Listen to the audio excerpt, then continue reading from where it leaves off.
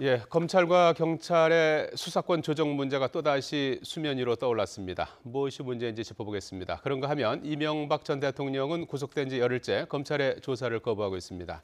자세한 내용 강신업 변호사, 최영일 시사평론가와 함께 짚어보겠습니다. 안녕하십니까? 네, 안녕하세요. 자, 먼저 최근 이슈가 되고 있는 검경 수사권 조정 얘기부터 좀 해봐야 될 것 같은데 우선은 좀 이게 어떤 뜻인지 좀 설명을 좀 해주시죠. 뭐 수사 지휘권, 수사 종결권, 영장 청구권. 수사 지휘라고 하는 것은요, 경찰이 수사를 할 때 검찰에서 보강 수사라든지 뭐 추가 수사라든지 이렇게 이제 지휘를 할 수가 있거든요. 그걸 이제 수사 지휘권이라고 얘기하는 거고요. 수사 종결권이라고 하는 것은 수사를 끝낼 수 있는 권리입니다. 수사를 끝내고 나서 이제 기소나 불기소를 결정하거든요. 지금 경찰은 경찰서장이 갖고 있는 직결심판 청구권 이거 말고는 수사 종결권이 없거든요. 그러면 수사를 해서 검찰에 송치를 하죠. 그럼 이제 검찰에서 더 추가로 수사를 할지 말지를 이제 결정하고 그다음에 이제 기소 여부를 결정하게 되죠. 그래서 이제 수사 종결권이 중요한 의미를 갖는 거고요. 그다음에 영장 청구권이라고 하는 것은 이제 압수수색 영장이라든지 체포 구속 영장 이런 것을 이제 법원에 청구할 수 있는 권리를 말합니다. 지금 이게 다 검사가 가지고 있죠. 그렇죠. 그러니까 이제 뭐 무소불위의 권력을 가지고 있다. 그래서 이거를 좀 이제 좀 나눠 보려고 하는 그런 취지인 거죠. 지금 법무부하고 청와대에서 하고자 하는 거는 그런 거죠. 그렇습니다. 지금 이제 검찰이 가지고 있는 게 수사 개시권을 갖고 있고요. 그다음에 수사 지휘권, 수사 종결권, 그다음에 영장 청구권, 그다음에 기소권 이렇게 5개를 다 갖고 있는 겁니다. 거기에 비해서 경찰이 갖고 있는 것은 수사 개시권만 갖고 있는 거죠. 그러니까 수사 종결권도 갖고 있지 못하고요. 그다음에 영장 청구권도 없죠. 기소권도 없고 그러다 보니까 검찰의 권한이 너무 크다 이렇게 이제 보고 검찰의 권력을 이제 분산해야 되겠다라고 생각하는 거죠. 그래서 청와대가 생각하는 것은 사실은 수사권과 기소권을 완전히 나누는 겁니다. 그렇게 하되 다만 특수수사라고 하는 거 있지 않습니까? 선거라든지 공무원 또 경제범죄 이런 것들에 대해서만 검찰에 수사권을 주고 수사권 나머지는 경찰한테 주는 거 이것을 이제 청와대는 사실 염두에 두고 있는 것이죠. 자, 이런 가운데 문무일 검찰총장이 수사권 조정 문제는 자치경찰제 도입과 동시에 진행돼야 한다 이렇게 이제 밝혀서 지금 논란이 되고 있는데요. 문무일 검찰총장의 발언 내용을 잠깐 좀 들어보시겠습니다. 저는 공수처 도입에 반대하지 않습니다. 앞으로 국회에서 바람직한 공수처 도입 방안을 마련해 주신다면 이를 국민의 뜻으로 알고 그대로 수용하겠습니다. 현대 민주국가 중에서 우리나라와 같이 중앙집권적 단일 조직의 국가경찰 체제를 가지고 있는 나라는 없습니다. 정부의 국정과제 이행 계획에 따라 실효적인 자치경찰제를 전면 시행해야 한다고 생각합니다. 실효적 자치경찰제가 시행되는 데 따라 검찰의 조직과 기능도 크게 변화시키는 방안을 추진하겠습니다. 검경 수사권 조정 문제를 자치경찰제와 동시에 병행해서 진행해야 된다. 이 얘기는 사실상 청와대하고 법무부가 추진하고 있는 내용에 대해서 반대한다라는 입장을 애둘러 표현한 것이다. 이런 지적이 나오고 있어요. 해석이 그렇습니다. 지금 내용이 좀 어렵잖아요. 그러니까 우리나라는 경찰은 중앙에 다 집중돼 있습니다. 국가경찰제를 채택하고 있다. 그런데 이제 이런 나라가 한국밖에 없다 이렇게 얘기를 해서 지금 경찰에서 발끈했습니다. 문무일 검찰총장이 청와대가 이 검경 수사권을 조정해 주려고 하는 것에 대해서 반기를 든 그런 발언이기도 하거니와 우선 팩트 체크가 잘못됐다. 그래서 지금 경찰에서 나온 반응은요. 국가경찰제를 시행하는 나라가 OECD 국가 35개국 중에 12군데가 국가경찰제고 또 10개국은 국가경찰제와 지방경찰제를 병행하고 있다. 그런데 우리나라만 유일하다. 그러니까 경찰 조직이 중앙집권화돼 있으니까 지방자치경찰로 분권이 되면서 그래야만 수사권을 우리가 나눠줄 수 있다. 그리고 먼저 경찰 조직이 분화되면 검찰도 따라서 분화하겠다. 지금 이런 이야기를 하고 있는 거거든요. 그래서 청와대의 기류와는 많이 다릅니다. 근데 아까 첫 대목을 보시면 공수처를 수용하겠다 이렇게 얘기합니다. 이게 기존의 문 총장 입장에서 180도 바뀐 거예요. 사실은 이게 그 법제사법위원회에 나가서 국회에서도 자, 이 공수처 신설 문제는 좀 위헌적 소지가 있다 이런 발언을 해서 청와대가 강하게 추진하는 공수처에 반대의 뜻을 비췄는데 이번에는 공수처는 수용을 하되 이 검경 수사권 조정은 좀 받아들이기 어렵다.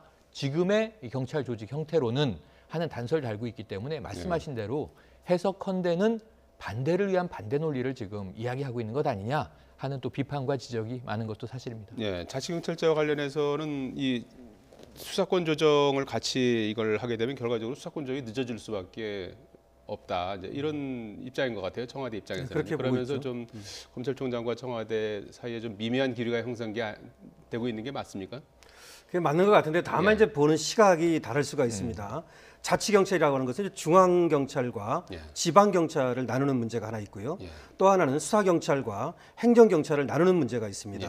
사실 경찰 조직이라고 하는 것은 방대한 조직이고 인사와 조직과 정보를 장악하고 있습니다.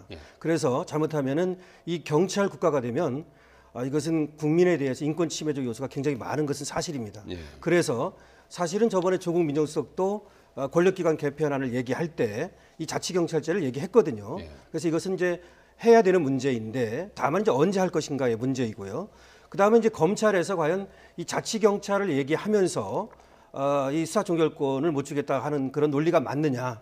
이건 이제 필수 논리 이런 어떤 논리 필수적인 이런 인과관계는 없거든요, 사실은. 그래서 검찰은 검찰대로 개혁을 하고 만약에 경찰의 권한이 문제가 된다면 그건 이제 국회와 정부에서 알아서 할 일이다. 이것이 이제 정부의 입장인 거죠. 그래서 자치경찰제와 검경수사권 조정을 이렇게 연계시키는 거 이거에 대해서 청와대는 상당히 불쾌하고 있는 거고요.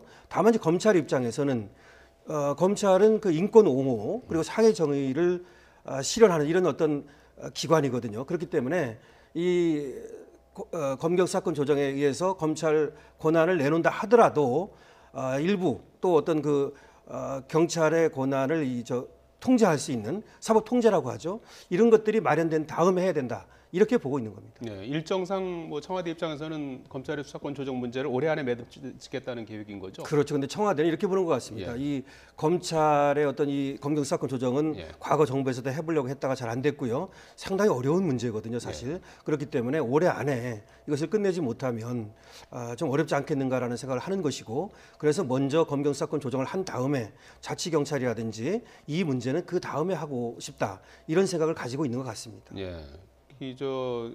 심할 경우에는 어떤 검찰의 어떤 조직적 반발도 불러올 수 있을 거라고 보십니까? 그렇습니다. 검찰은 아마 이 부분에 대해서 이번에 문무일 검찰총장이 얘기하는 걸 보면 굉장히 강하게 얘기를 했거든요. 그러니까 법을 공부한 사람들이 상상할 수 있는 것인지 모르겠다 정도. 이거는 사실은 뭐 할 수 있는 가장 강한 말을 한 것입니다. 그렇기 때문에 검찰에서는 수사 종결권을 이 상태로 자치경찰이 되지 않은 상태에서 그리고 행정경찰과 수사경찰이 분리되지 않은 상태에서 그렇게 넘겨주는 것은 사실 극구 반발할 겁니다. 경찰의 입장은 어떤가요? 경찰의 입장은 이게 좀 이 검찰이 자신의 기득권을 나눠주지 않기 위한 수다, 꼼수다 이렇게 보는 게 맞는 것 같아요. 그러니까 사실 지금 문무일 총장 입장에서는 극한의 수를 다둔 겁니다. 왜냐 아까 말씀하셨던 법을 아는 사람이 어떻게 이럴 수가 있겠느냐라는 이야기가 타겟이 명확하거든요. 박상기 법무부 장관하고 조국 청와대 민정수석을 지칭한 거예요. 왜냐하면 검경수사권 분리를 추진하는 사람이 법무부 장관과 뭐 민정수석 외에 누가 있겠습니까? 아니면 대통령인데 이 대통령도 변호사 출신이신 거죠. 그렇다면 문 총장은 가장 강한 반기를 든 게 이제 사실인데, 자 문제는 경찰의 입장은 아까 말씀하신 대로요. 자치경찰이 만들어지면 좋고, 그건 개헌안에 들어 있습니다. 지방분권이 되면 지방 정부는 치안권도 가져가는 거예요. 자치경찰은 청와대가 먼저 낸 아니에요. 다만 자치경찰만 청와대가 강조한 게 아니라 공수처가 있어서 검찰뿐 아니라 고위공직자를 다 조사할 수 있어야 한다. 그다음에 또 뭐가 있냐면 국정원의 수사권이 없어졌잖아요. 대공수사국이 생겨야 되는 겁니다. 경찰이 분권되면서. 그리고 자치경찰이 생기고 또 중앙경찰이 있는 건데 지금 문무일 총장이 얘기한 자치경찰은 약간 좀 결이 다른 것 같아요. 미국식 연방 경찰이 있고 지방 자치경찰이 있고 이런 분권화된 상황이 다 세팅이 된 이후에야 수사권 문제가 일부 경찰 조직에 갈 수 있다. 이런 취지여서 사실은 지금 시간이 오래 걸리는 정도가 아니고요. 안 될 가능성이 높은 이상적인 제도를 상정하고 이렇게 되면 혹여라도 줄 수 있을지 모를까. 지금 상태로는 안 됩니다라는 얘기였던 거거든요. 그래서 이 문제에 대해서 경찰은 상당히 좀 경노하고 분노하고 있는 분위기가 불불 끓고 있고요. 지금 이 문무일 총장의 그 우리가 일부 본 발언에 대해서 조목조목 지금 반박을 달아서 입장을 내고 있습니다. 예, 이게 해묵은 문제 아닙니까? 이게 오래된 문제입니다. 검경 수사권 조정을 둘러싼 그 조직 간의 어떤 갈등, 그렇죠. 또 이게 재현될 가능성도 있는 건데 어떻게 이제 풀어야 된다고 보십니까? 그러니까 지금 이제 이 검찰의 권한이 너무 강하다 보니까 결국은 폐쇄되고 이 부패한 것 아니냐라는 지탄을 이게 이번 문제가 아니고 역대 대선 때마다 이 떨어졌든 붙었든 모든 대선 후보가 검찰 개혁을 약속했고요. 이건 박 전 대통령도 그랬고 이명박 전 대통령도 그랬습니다. 또는 고 노무현 전 대통령은 집권하자마자 평검사와의 대화를 하면서 권력으로부터 검찰을 독립시켜 줄 테니 이제는 의지를 가지고 검찰은 독립적인 기구로 운영하시오 했는데 거기서 또 대통령하고 들이받는 사태가 벌어지지 않았습니까? 그러니까 이 문제는 말씀하신 대로 해묵은 문제인데 최소한 검경의 수직적인 지금 구조는 수평화해야 되는 거 아니냐, 어느 정도는. 그게 사실은 기소독점주의를 경찰이 기소하게 주겠다는 건 아니에요. 왜냐하면 기소는 우리가 재판 사법 절차를 보면은 유죄를 입증해야 되는 입장으로는 검사만 들어가잖아요. 경찰이 들어가서 재판에 개입하지 않잖아요. 그러니까 기소는 검찰이 하는 게 맞는데 문제는 수사 정도는 검경이 나눠서 함께 할 수 있는 것 아니냐. 그래서 1차 수사권은 경찰에게 주되 경찰이 수사한 것에 대해서 필요시 2차 수사는 검찰이 한다. 이 정도로 분리하는 것도 검찰이 반대한다는 것은 지금 개헌안에 보시면 영장 청구권은 검사만 청구할 수 있다. 이 부분도 지금 빠지는 거로 돼 있거든요. 영장 청구도 경찰이 할 수 있다. 필요하면 체포영장이든 구속영장이든. 그리고 1차 수사권은 경찰 조직이 갖는다.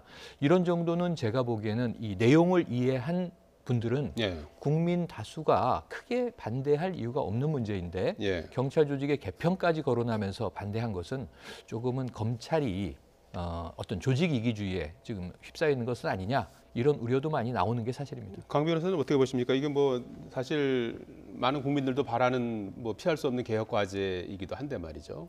어떻게 좀 이걸 타협점을 찾을 수 있을까요? 간단한 문제는 아닙니다.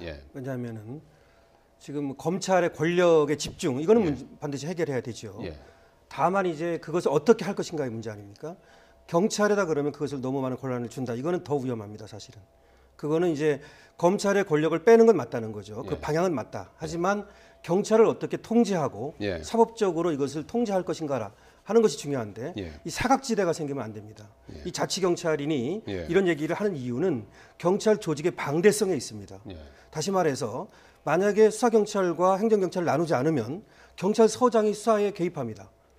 다시 말해서 경찰서장은 수사에 개입해서는 안 되는 것이거든요. 그런 식으로 만들어야만 그 수사하는 경찰들이 자기들이 자의적으로 수사를 하지 않고 아주 공명하게 정대하게 수사를 할 수 있는데 만약에 행정경찰과 수사경찰이 분리가 안 되면 전부 다 이 수사하는 경찰이 돼버립니다. 말하자면 간접적으로라도. 그렇기 때문에 그런 문제는 사실은 해결하고 가야 되는데 다만 이제 자치경찰을 해야만 검찰이 이 권한을 내놓느냐 이거는 인과관계는 반드시 없습니다. 다만 그래서 저는 이 검경 수사권 조정이라고 하는 것은 검찰의 권한을 뺀다는 것도 중요하지만 그렇다면 경찰의 어떤 권한 집중을 어떻게 막을 것인가 이것도 같이 연구해야 된다고 봅니다.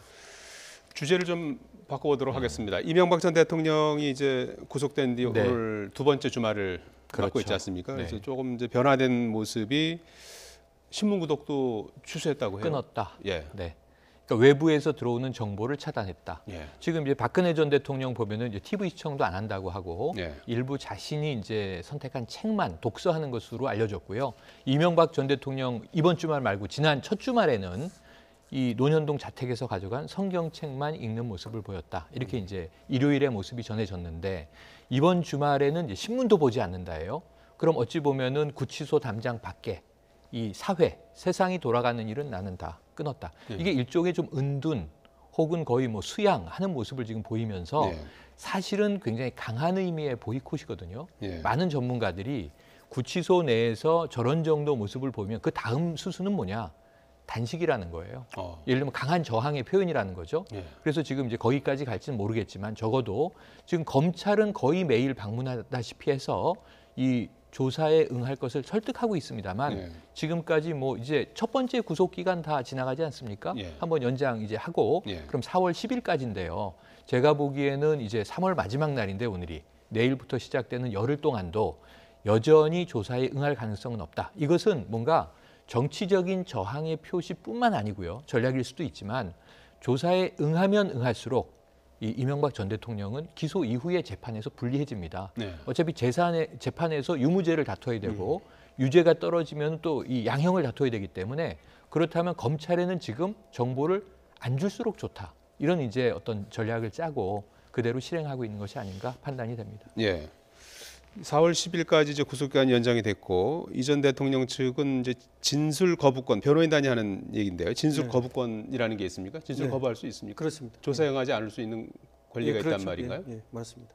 개개의 진술에도 거부할 수가 어떤 있고, 경우에 그런 그것은 이제 쓰는 거죠? 형사법적으로 피의자나 피고인에게 인정되는 권리입니다. 그래서 이제 묵비권이라고 하는 거 있죠. 그 묵비권이 이제 말하지 않을 권리 아닙니까? 마찬가지로 이제 진술 거부권도 그와 같은 것인데요. 그러니까 이제 그 수사기관의 어떤 그 질문에 대해서 거기에 대해서 말하지 않을 권리를 진술 거부권이라고 하죠. 예. 그러면은 빨리 이제 재판으로 넘겨달라는 그렇습니다. 그런 지금 이제 거죠? 이명박 전 대통령 변호인 측에서는 4월 10일까지 지금 구속기간을 연장했거든요. 근데 여기에 대해서 지금 반발하고 있습니다. 그래서 빨리 재판으로 좀 넘겨달라고 얘기를 하는 것인데요. 그것은 이제 검찰의 수사에는 더 이상 응하지 않겠다는 생각을 분명히 갖고 있는 것이죠. 그리고 검찰의 수사에 대해서는 뭐 응해봐야 자신들에게 기대할 것이 없다는 생각을 갖고 있는 것 같습니다. 네. 어떻게 할 것 같습니까? 검찰이 이명박 전 대통령을 뭐 몇 차례 가갖고 이제 조사를 받으라고 설득도 하고 했는데 앞으로도 그런 게 반복될까요? 네, 2월 아니면 조사에 적극적으로 응할 수도 있을까요? 글쎄, 2월 22일로 이제 구속이 되고 난 다음에 한 두 차례 정도 이제 방문을 했거든요. 그래서 설득을 해봤습니다만은 지금 여의치 않은 것 같습니다. 그래서 이명박 전 대통령 측에서는 응하지 않을 것으로 지금 보입니다. 그렇게 되면 검찰에서는 뭐 한 번 정도는 모르겠습니다. 더 한번 설득을 해보겠으나 어쨌든 여의치 않으면 아마 지금까지 나온 어떤 여러 가지 수사 자료라든가 증거 자료를 취합해서 빠르면 뭐 며칠 이내라도 기소를 할 수 있을 것으로 보입니다. 강 변호사님 그게 이제 2월 아니고 3월 22일. 그래서 이제 4월 10일까지. 아까 2월이라고 말씀하셨죠. 그런데 이게 지금 박근혜 전 대통령의 경우에 구속으로부터 17일 됐을 때 이제 기소가 됐거든요. 그럼 지금 이제 이명박 전 대통령도 20일을 꽉 채우진 않을 거고 4월 10일까지 4월 5일 전후에 검찰은 조사를 못 하더라도 있는 자료와 증언들을 가지고 기소를 할 텐데 이게 공교로운 대목이 있습니다. 지금 4월 6일이 박근혜 전 대통령 1심 판결 선고 공판일이거든요. 그래서 그때 이제 어떤 판결이 나오느냐에 따라서 또 이명박 전 대통령 사건과 직접 관련은 없습니다만 어쨌든 전직 대통령, 전임 대통령인데 이런 상황에서 4월 6일 이 박 전 대통령의 1심 판결을 보고 나서 기소하지 않겠느냐라고 생각을 해보면 4월 7일, 8일 정도에는 기소 가능성이 높다 이렇게 관측이 되네요. 김윤옥 여사도 조사를 거부하고 있어요? 그렇습니다. 김윤옥 여사 지금 신분은 참고인 조사인가요? 네, 참고인입니다. 그래서 지금 30일 날 검찰이 밝힌 거에 따르면 29일 날 서울시내 모처에서 조사를 하려고 했었다는 것이죠. 근데 이제 김윤옥 여사가 이제 거부를 하면서 자필 편지를 써가지고 이명박 전 대통령도 수사를 거부하고 있는 마당에 자신이 거기 협조할 수는 없다 이렇게 이제 의견을 밝혔다는 것입니다. 그래서 일단은 이제 참고인 조사는 불발이 됐고요. 그다음에 뭐 다른 식으로 또 조사를 하는지는 모르겠으나 일단은 검찰에서는 거기에 대해서는 지금 말을 아끼고 있습니다. 그래서 지금 뭐 이명박 전 대통령한테 조사를 하면 되는 부분도 있는데요.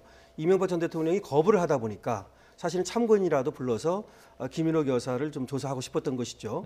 근데 그것이 둘 다 여의치 않다면 지금까지 드러난 어떤 수사 자료라든지 증거 그리고 관계인들의 진술을 가지고 기소를 하지 않을까 이렇게 생각이 되네요. 이명박 전 대통령하고 김윤옥 여사의 대응하는 전략이 박근혜 전 대통령하고 이제 비교가 종종 되고 있는데 같은 점과 다른 점이 있다면 어떤 걸 꼽겠습니까? 그러니까 지금 예를 들면 이 박 전 대통령은 가족 관계가 아니었고 오히려 최순실 씨와 그 딸 정유라, 뭐 장시호 그 외에 문고리 3인방들이었지 않습니까? 이런 경우에 박 전 대통령은 좀 특수관계를 가지고 이제 조사를 받았는데 최순실 씨와 박 전 대통령도 입장이 또 갈렸어요. 그리고 이제 결정적으로 이 국내에 송환된 정유라와 이 최순실 씨의 입장은 완전히 재판 과정에서 갈렸어요. 장시호 씨도 갈렸어요. 그러니까 검찰이 노릴 수 있는 것은 이 범행을 저지른 한 그룹의 사람들이 입장이 갈라질 때 그 틈새를 파고들어서 여러 가지 정황들을 끄집어낼 수 있는 기회를 얻는 겁니다. 수사 과정에서. 그런데 지금 이제 이명박 전 대통령과 이 김윤옥 여사의 경우에는 그것은 좀 어렵다. 이 부부가 함께 같은 전략을 구사하고 있는데 생각해 보시면 김윤옥 여사가 피의자일 수도 있죠. 지금 몇 가지 혐의들이 있죠. 근데 참고인으로 불렀을 때는 이명박 전 대통령의 죄를 묻는 전제로 이 사실은 여기 여러 카드가 등장하게 됩니다. 아들 이시영 씨 문제. 자, 비자금 조성했는데 아들도 처벌을 받게 됐는데 이 문제에 대해서 사실은 어머니이자 아내 입장에서는 취사 선택을 해야 되는 고민, 딜레마에 빠질 수 있는 여지들이 많거든요. 그래서 조사에 응하게 되면 김윤옥 여사가 아예 안 들었으면 모르지만 검찰의 질문을 들은 상황에서는 이게 어느 선택을 해야 되는지 고뇌에 빠질 수가 있습니다. 그래서 아예 조사에 응하지 않는 것이 좋겠다라고 저는 변호인단에서도 그렇게 권고했을 가능성이 높고요. 그리고 또 이제 이명박 전 대통령과 같은 방식으로 이 검찰에 대응하겠다라는 것도 그쪽의 입장에서는 뭐 주관적인 나름의 명분은 있는 것이고요. 그런 측면에서는 뭐 너무 당연한 이 태도가 아니겠는가 하는 생각을 해봅니다. 자, 다음 주죠. 박근혜 전 대통령의 1심 선고일이 있지 않습니까? 4월 6일. 그렇죠. 1심 선고일인데 검찰이 이제 구형을 한 상태죠. 징역 30년에 벌금 1,185억 구형을 했는데 선고 1심 선고 어떻게 예상하십니까? 글쎄요, 뭐 지금 며칠 안 남았죠 이제. 30년 구형이라고 하는 것이 이제 뭐 굉장히 큰 구형량인데요. 사실은 뭐 최순실 씨가 25년을 구형해서 20년이 선고가 됐죠. 그런데 재판부에서 얘기하는 것은 지금 박근혜 전 대통령이 최종 책임자로 보고 있거든요. 그때 최순실 씨 이제 선고할 때도 그런 얘기를 했고요. 또 같은 재판부입니다. 그렇기 때문에 최순실 씨보다 더 낮은 어떤 그런 형량을 선고하기는 조금 어떤 다른 어떤 이유가 있어야 되는데 그런 이유가 좀 마땅한 것이 없거든요. 그렇다면은 적어도 최순실의 버금가는 그런 정도의 형량이 선고될 것으로 이렇게 예측이 됩니다. 그 구체적으로 20년 이상 선고가 나올 것이다. 그렇게 봐야겠죠. 뭐 최소한 20년 정도. 지금 최순실 형량이 20년 아닙니까? 그 정도는 뭐 예측이 되죠. 항소할까요? 박근혜 전 대통령은? 사실은 이제 재판을 거부했기 때문에 그리고 재판에 기대할 것이 없다 이렇게 분명히 밝혔었거든요. 그렇기 때문에 항소를 하지 않을 것으로 봤었거든요. 근데 지금 이제 국정원 특활비 재판이 열리고 있지 않습니까? 여기에다가 그 의견서를 제출을 했습니다. 그리고 또 하나 건강이 나빠서 재판에 못 나가고 있다 이런 얘기를 했거든요. 그러니까 재판을 이제 불공정 시비 때문에 이런 것 때문에 보이콧하는 거 그렇게 우리는 알고 있었는데 일반에 알려졌는데 건강 문제를 얘기하고 나왔습니다. 이런 것들로 보면은 1심이 이제 선고되고 나서 항소를 할 가능성이 높아졌다고 볼 수 있습니다. 그 전에 이제 노태우 전두환 전 대통령 같은 경우도 항소를 했었거든요. 그래서 아무래도 저번보다는 항소 가능성이 높아진 것으로 이렇게 예측할 수 있습니다. 자, 지금 생중계를 또 할지 이것도 이제 많은 국민들이 관심이 있어 하실 텐데요. 어떻게 될까요? 저는 생중계 가능성이 높다고 봅니다. 이례적으로 법원이 생중계를 국민의 알 권리를 충족하기 위한 목적이 있으면 재판부의 판단에 따라 중계할 수 있다. 이렇게 이제 된 거죠. 판결에 관해서만요. 그런데 지금 이게 기대됐던 게 첫 번째는 최순실 씨의 1심 판결. 중계 안 했습니다. 두 번째는 이재용 삼성 부회장의 판결. 중계 안 했습니다. 1심, 2심까지 나왔는데 지금 이제 박 전 대통령까지도 생중계를 안 하면 이 조항을 뭐하러 바꿔서 만든 건지에 대해서 강한 문제 제기가 있을 수 있어요. 그럼 제 생각에는 상징적인 의미에서라도 전직 대통령의 1심 판결 정도는 이 생중계로 내보내도 문제가 없다고 법원에서 이미 내부적인 의견을 다 모아서 결정한 만큼 이 경우가 아니면 언제 그럼 이 판결을 생중계로 공개할 수 있을까요? 그래서 저는 이런 여론의 압박도 있고 가능하다면 특별한 사유가 없는 한 공개 가능성이 높다 이렇게 점쳐봅니다. 네, 다만 그런데 이제 박근혜 전 대통령이 안 나올 가능성이 있거든요. 그리고 이제 안 나와도 됩니까? 뭐 안 나온다 그래서 강제로 또 뭐 데려오긴 좀 힘들죠.